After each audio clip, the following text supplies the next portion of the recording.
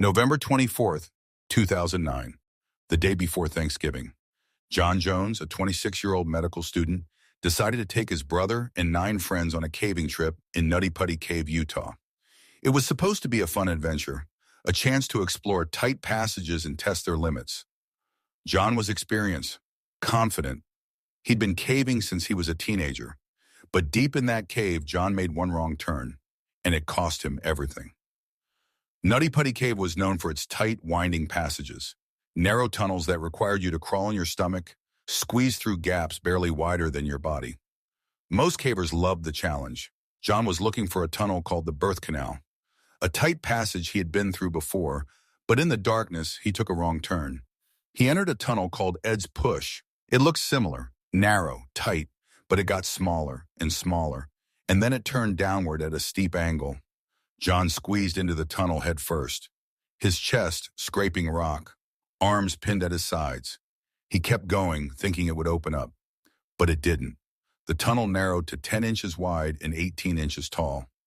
John's body slid forward into a crevice shaped like an upside-down L, his head pointing down, his feet stuck above him. He tried to back out. He couldn't move. His chest was compressed.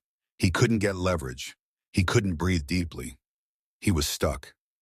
Upside down, 400 feet from the entrance, in complete darkness. John's brother Josh realized something was wrong when John didn't come back. He crawled into the tunnel looking for him. He found John wedged in the crevice, barely able to speak. Josh tried to pull him out. It was impossible. John was stuck so tight that any movement risked wedging him deeper. Josh crawled back out and called for help.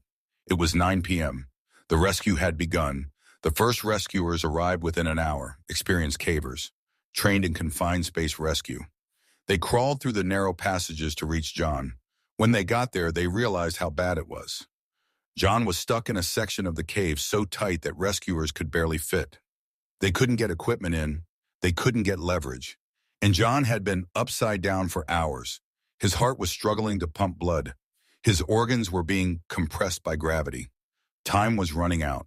The rescue team tried everything. They drilled anchors into the cave walls, rigged a pulley system, wrapped John's legs in straps.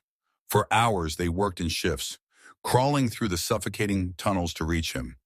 At one point, they managed to pull John up 12 inches. Progress. Hope.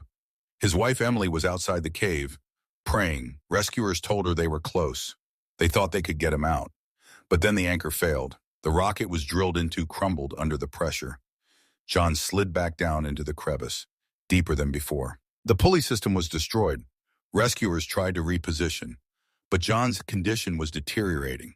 He'd been upside down for more than 20 hours. His body was shutting down, his breathing shallow, his speech slurred. The rescuers knew they were losing him. At 11:57 p.m. on November 25th, 27 hours after he got stuck, John Jones died, trapped upside down in a tunnel 10 inches wide. Rescuers stayed with him until the end. They couldn't save him, and they couldn't retrieve his body. The cave was too unstable. Any attempt to remove him risked a collapse that could kill the rescue team. So they made a decision. John's body would stay in the cave. Forever. 2 weeks later, officials sealed Nutty Putty Cave permanently. Concrete and rebar blocking every entrance. John Jones is still there, entombed in the darkness. The cave that killed him became his grave. His family erected a memorial plaque outside. It reads, John Edward Jones, a man who loved exploring caves, who loved his family, who died doing what he loved. John's story is a reminder. The earth doesn't care about experience, or confidence, or good intentions. One wrong turn in the darkness, one moment of miscalculation, and there's no going back. If you ever go caving, know your limits, bring backup, and always have an exit plan, because some caves don't let you leave.